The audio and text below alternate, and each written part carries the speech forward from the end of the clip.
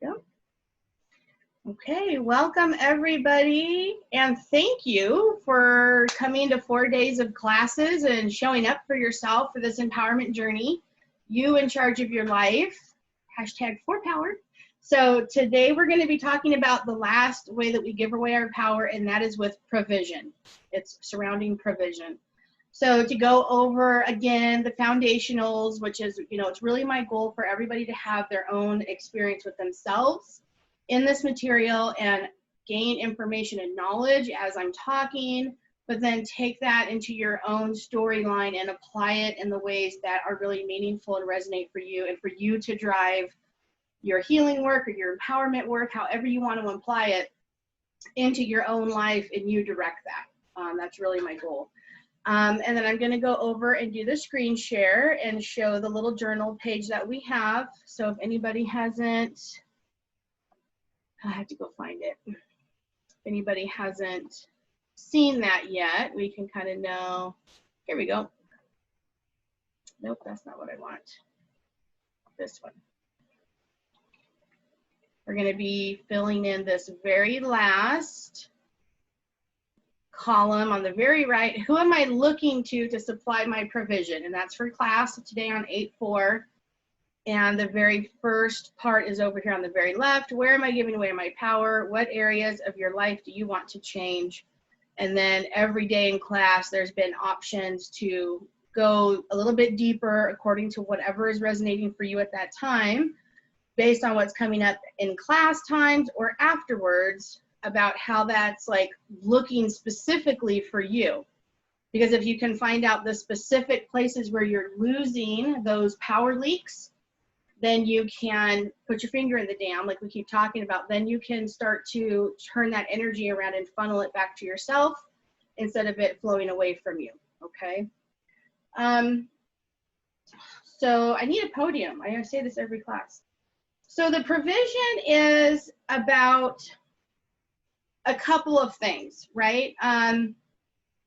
The core assumption is that we have all we need. We already have whatever we need to live the life we want, to be empowered, to make the moves we want, to make the changes we want, to kind of have to be able to have the kind of relationships, lifestyle, work life, whatever that is, we already have within us on a core level everything we need to be able to create that in our own lives. And the way that we give away our power is not recognizing that that's true, and then we go looking for it outside of ourselves, which is first disempowering, right? Because now I'm already set up that I'm the victim, or I'm lesser than, or I'm lacking, or I'm poverty stricken in some ways, and somewhere out there is this level that I need to attain.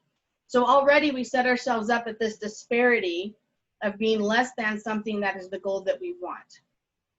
And then oftentimes, it's not actually that anything out there really has what we need. It is already within us, those inner resources, like we talked about, those energy resources, time, attention, money, emotional energy, anything that those are already our provision that we already have. But if we believe it's somewhere else, we're going to go to that other outside person or place, and then we're going to trade our true resources for some like bullshit counterfeit of what we think we need, right? And that's going to be an energy negative exchange. So if I believe I have to have a man in my life, a romantic partner, that's not true. And I'm already disempowering myself by believing that I'm lacking something and that I need to go find it. And when I find a man, because I'm coming at it with the wrong mindset, he's not going to be attracted to me as a strong, independent woman who is going to be a complementary partner. He's going to see me as a victim, because that's how I'm perpetrating myself to him. I'm positioning myself to him as a needy individual. And only two kinds of people want needy people in their lives: predators or rescuers. And neither one of those archetypical people are going to set me up to be in power. And so I'm going to have to trade the currency of my own disempowerment in exchange for what I perceive to be security or love or acceptance or provision, like whatever. So it's about money, of course, obviously, but it's that deeper like capital P provision of like who sources me?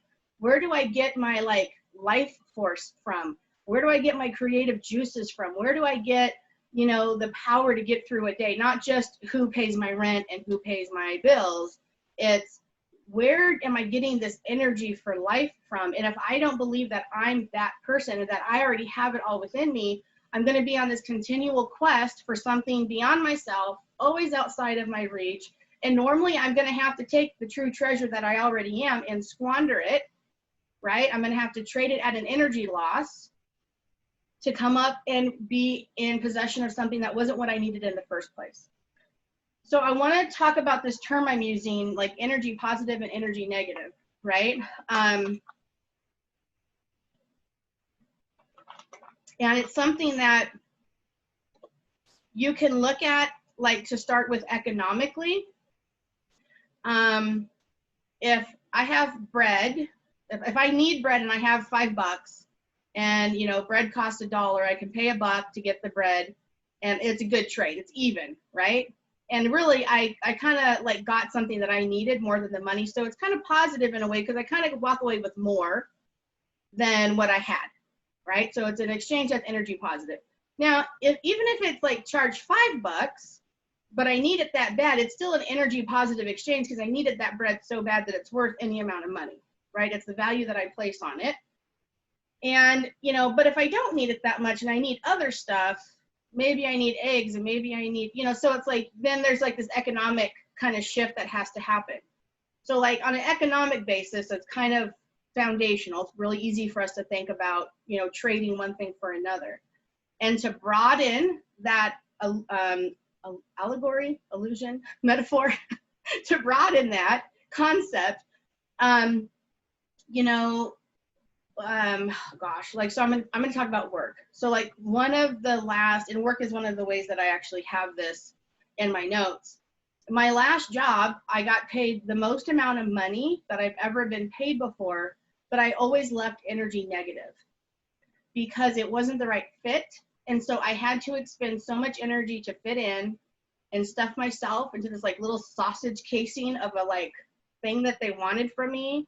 And I was so drained trying to follow these rules and like trying to like please this boss who to me was a little bit on the perfectionistic side. I wasn't doing like an honest day's work for an honest day's pay. I was really having to bring a whole lot more to the table than it was worth for the money, right? And so really I got paid in the US dollar, but it was an energy negative experience for me because I was just drained and depleted emotionally. I wasn't connecting. I wasn't in my passion. I wasn't in my power. It just wasn't the right fit. Versus like now, like if I'm doing a tarot read, people will say, oh, I know how draining it is to do tarot reads. And I'm like, it is not. For me, it is not. I love to do it. I could do 10 in a row. It's so fun. For me, I'm working, but it's like play. I'm in the zone. I'm in flow. And so I walk away energy positive, right? My clients are happy. I'm happy. I'm having fun. The money is a huge bonus. And it's something that I feel really passionate about, and it like meets my need for my purpose, right? My specific purpose. So for me, I'm giving this much, but I'm gaining this much. So it's energy positive. Does that make sense? So the way that you can invest in a relationship or an hour of your work or a conversation, depending on, you know, who you are and what you're about, can leave you being energy negative where it wasn't worth it. Like this just wasn't worth it. Or yeah, I did expend, but it wasn't effort and like this push. It was joyful and it was like positive. I was giving really positively. I got back so much more than what I gave, and it was such a good experience. And even if you walk home tired, you're not fatigued, you're not drained, you know? And so that's what I mean about this energy positive thing. When we're making trades based on bad assumptions about ourselves, like wrong assumptions, it's almost always going to be energy negative, because even if we don't conceive of the precious resource that we're trading, in truth, it is a precious resource, and nothing can ever make up for me giving away my power. Nothing can ever make up for me selling off my truth or giving away, again, finite things like time. Money's not really finite. I mean, we think it is a lot of times. Attention's not really finite, but again, it is still a precious resource. It's my energy, it's my life force.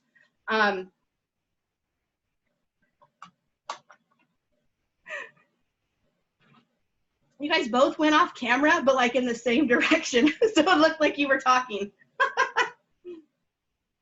That's hilarious. Sorry. So does that make sense? Like this energy negative and energy positive.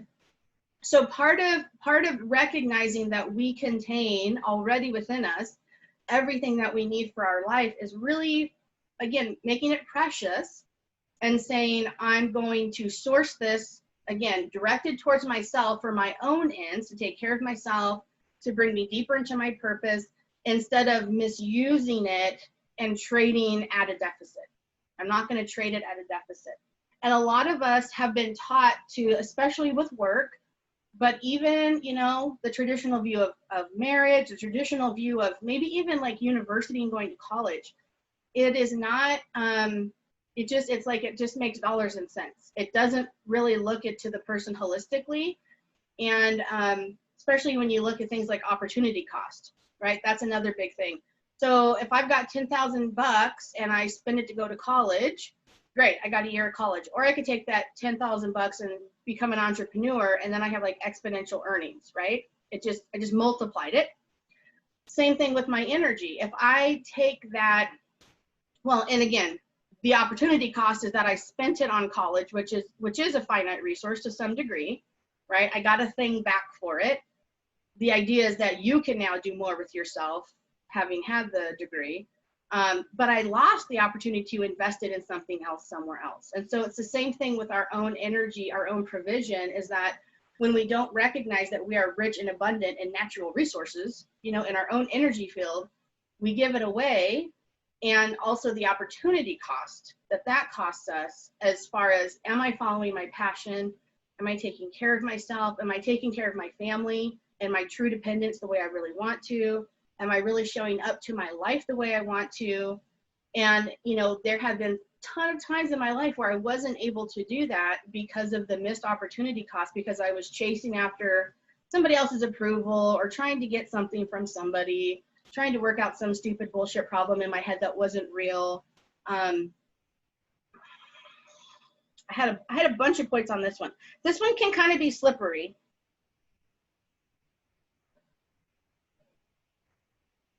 So that was the other thing too, was to make sure to really hit home the fact that, again, especially at work, but anytime where we're applying our labor, and there's mental labor, there's emotional labor, there's many kinds of labor that women give in our own personal relationships as well as in the career, right? So like even at work, we're having a work party and the woman's going to have to be the one to plan it, right? Like there's just cultural things that women bear a bigger workload in a lot of ways than men do, just because of like societal expectations. And so just being sure that we capture all of those energy drains, that if we're making equitable trades, and it doesn't have to be, again, it's not like there's an external economy where I can like check up what I'm making per hour versus what other people do. It's all based on my truth. So it's all subjective to us. It's all depending on how I feel about it, because that was really good money, but it wasn't worth it to me. I couldn't do it anymore. Like I didn't have it in me, right? And when you get to that point, you're like, this is just not working. Like there's no conversation that you can have to like psych yourself up to do that anymore. I'd rather cut coupons, right? I'd rather like turn the heater up to, you know, like 60 or whatever it is in the winter. Like I'll figure something out, but this isn't worth it to me. I'm so far outside of what I can really do right now. It's just not worth it to me. So making sure that as we are negotiating, mostly with ourselves, but also enforcing with other people, those boundaries from yesterday, the protective part, enforcing those boundaries, saying, I am not going to trade you if I'm going to be at an energy loss. Right now, that's not a conversation we have verbally. It's a conversation we have internally with ourselves. But, you know, it can be super simple. Like the girlfriend calls and you said, hey, I've got 5 minutes to talk about this before I run out the door, right? Because you know that if you let her talk, she will for 90 minutes and complain about the same problem she complains about every time that you get on the phone with her, you know, and there's not going to be any other like way this is going to go. So it's starting to say, what am I, like, that's your time and attention, you know, that's your time and attention. Sometimes just feeling frazzled, you know, I can listen on the grocery store and go to Fred's and like have my earbud in and like, but I don't want to live that way, right? I want to live fully invested in now that's my own personal goal. That's my own personal, like what I envision. That's my truth. But those are the ways that we give away our provision. And again, thinking that we need something from somebody else. So the other big thing about this is when we're up against the mountain, right? This David and Goliath moment where we know that we need a change. We know this can't happen anymore. I'm all out. This isn't right. I don't want it. And I can also acknowledge that this is going to take a pretty Herculean effort for me to like make it past this hurdle. Like this is really going to be, you know, quitting the job, filing for the divorce, moving across, like whatever it is that you're doing. This is going to be a big one. It's a big serious talk with a close family member. It's the big stuff. You know, not running out to buy the self-help book and not running out to do the things, realizing that I already have in me what I need to make this decision. I don't need to consult an expert. I don't need to go to my spiritual worker.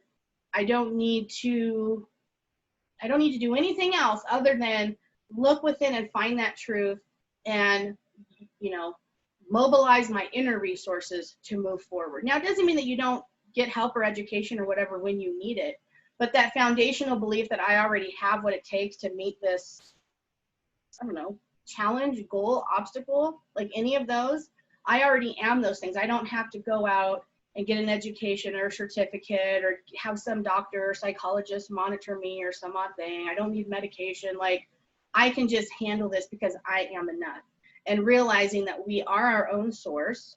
And in this physical body, I have massive, powerful resources in addition to the spiritual being that I am, that is anchored in the spirit realm where I am complete just energy and I'm awareness and love and intelligence, and knowing that that is also a resource too that comes to me as I need it.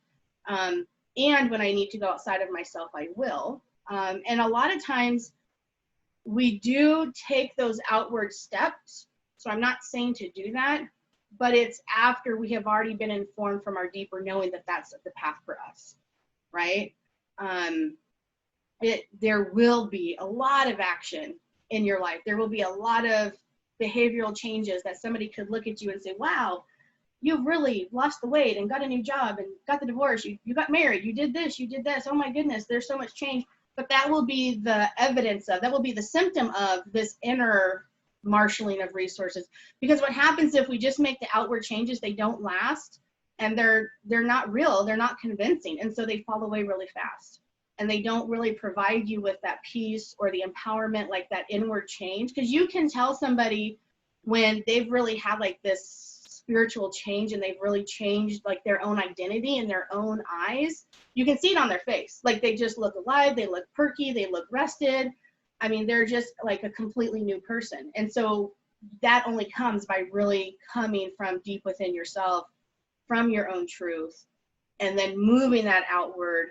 And then at that point, again, when you're working from that deep truth, even though, like when I was first in Klamath Falls, my kids were like 2, 3, and then infant, under a year.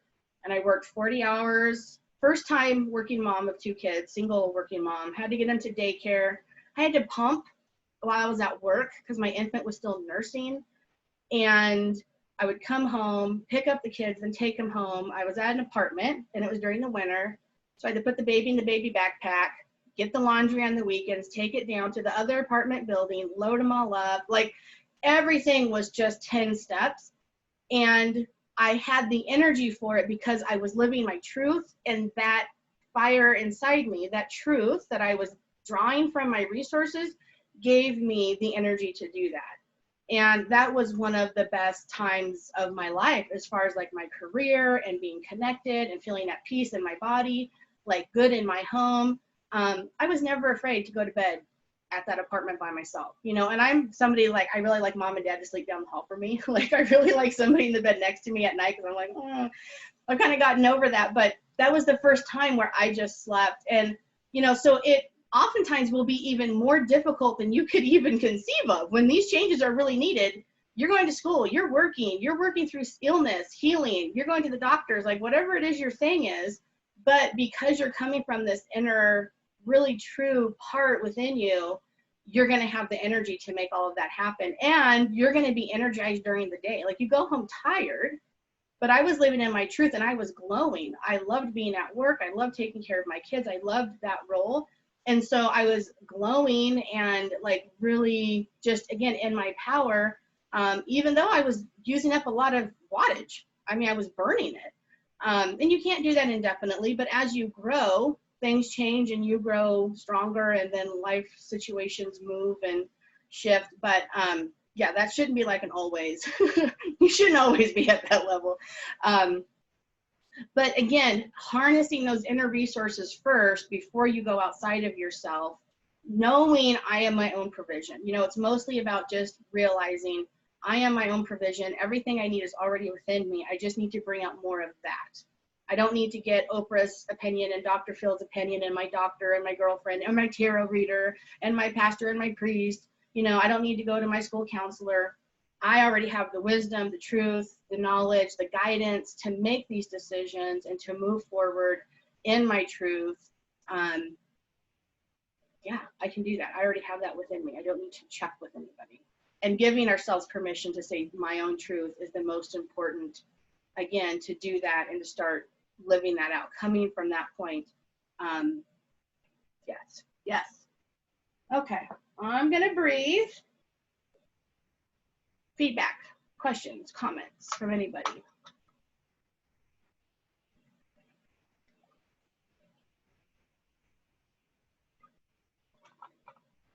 No questions?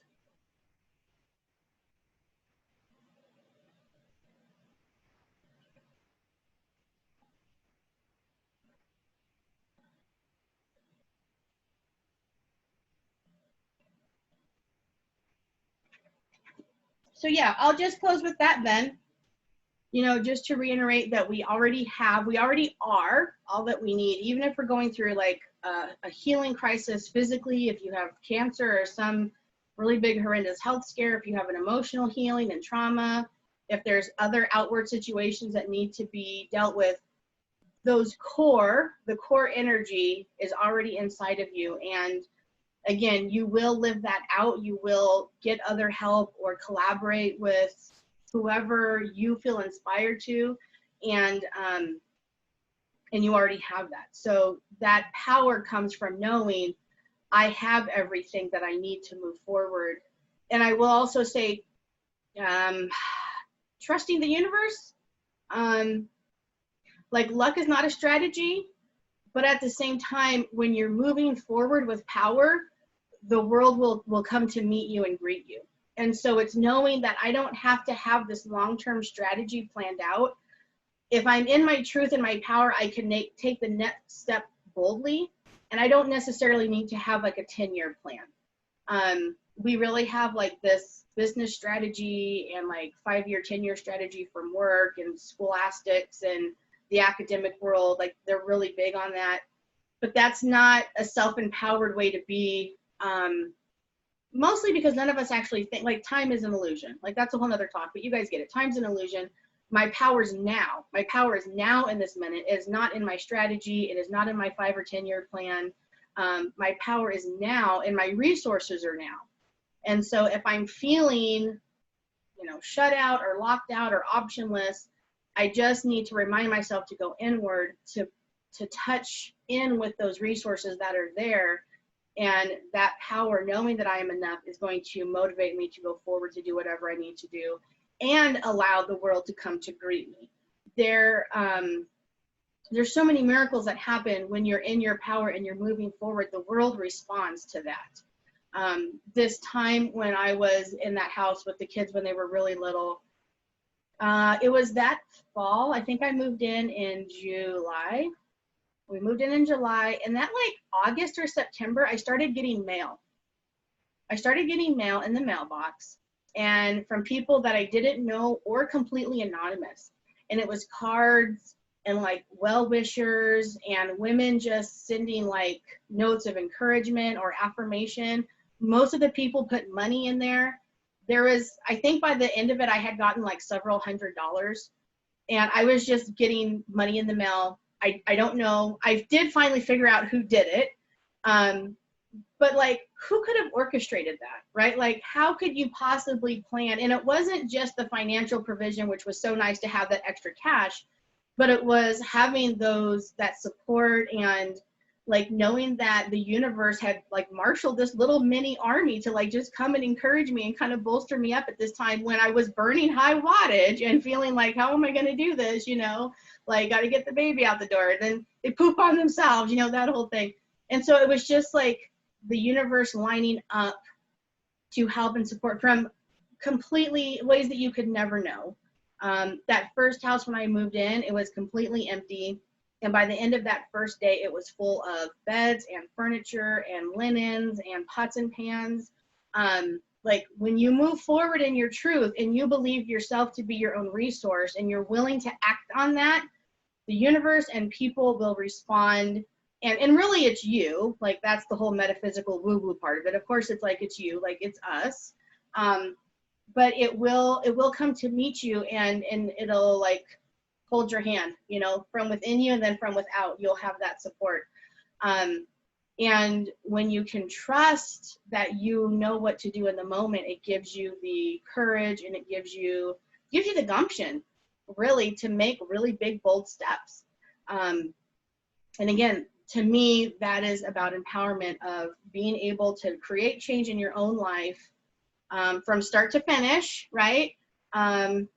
Okay, bye-bye, thank you. From start to finish, knowing that you have what it takes, and you are able to create that change, and you are able to see it through all the way. Yeah, absolutely. So thank you, everyone. Where did my other person go? There we go. Are you here? Suddenly, like, anyways. So yeah, so to recap, that is for me the empowering process of becoming self-empowered, is giving yourself permission to be powerful, to start stepping into this lifestyle, to let your own truth be your guide, and to detach from the outward expectations, the outward rules, all of this other external things, and really start living just from your truth, just between you, yourself, and I, and to really let that be okay.